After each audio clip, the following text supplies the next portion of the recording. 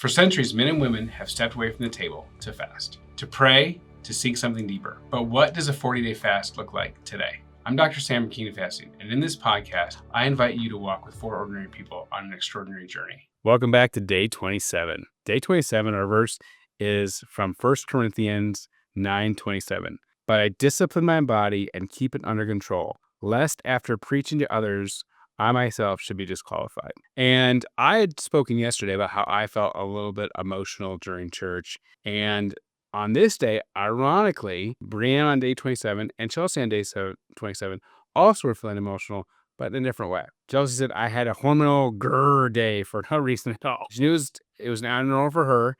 Brianne felt like that her period was coming on. She was going to start any day, any moment. She was a little bit hungry that day. So I decided to find some research with fasting and premenstrual cycle, or PMS. So does alternate day fasting, modified diet, improve premenstrual symptoms and health-related quality of life in obese or overweight women with a premenstrual syndrome? So does fasting help with PMS? Now here they are at day 27, so we're really going to hope it helps. This was an 8-week study, and they had a control group where they just ate where they wanted to eat, and then they had an alternate day fasting group where they ate every other day. Except on the alternate day fasting, they actually did some fast mimicking, really. They allowed them 25% of their normal caloric intake from noon to 2 p.m. And so they had a small eating window where they could eat 25% of their normal caloric intake between noon and 2 p.m. And the diet that they were able to take was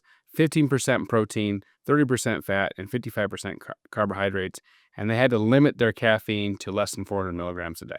And what they found was, in addition, the control group also was able to eat 15% protein, 30% fat, and 55% carbohydrates. So they all had the same amount. They were given the same kind of amount per meal that they were able to have. Now, I did have a little bit of a high dropout rate, about 18% dropped out.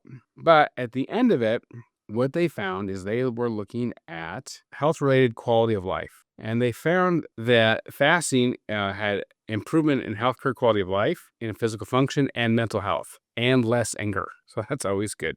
It had improved their body fat mass decreased, their muscles were maintained, and their waist got smaller. So they were happier, they expressed less anger, and they lost some fat mass. And their fat-free mass, which basically is your muscles and your organs, did not change. My fasting fuels for the day were actually, my family went to a sushi restaurant, and I had a little bit of the miso broth and some pickled ginger. On the drive home, I had some of my duck fat almonds, and I had 3 of them, and I got a little twinge I'm going to say it's a pancreas twinge because I was trying to fast so I wouldn't have to have my gallbladder removed. And so when I got those twinges, I stopped. So not all fasting fuels, even though it was good for me yesterday, it was not a good fasting fuel for me today. So my fasting fuel that I'm going to say is for the new fasting fuel for this day would be pickled ginger. And I'll see you tomorrow on day 28.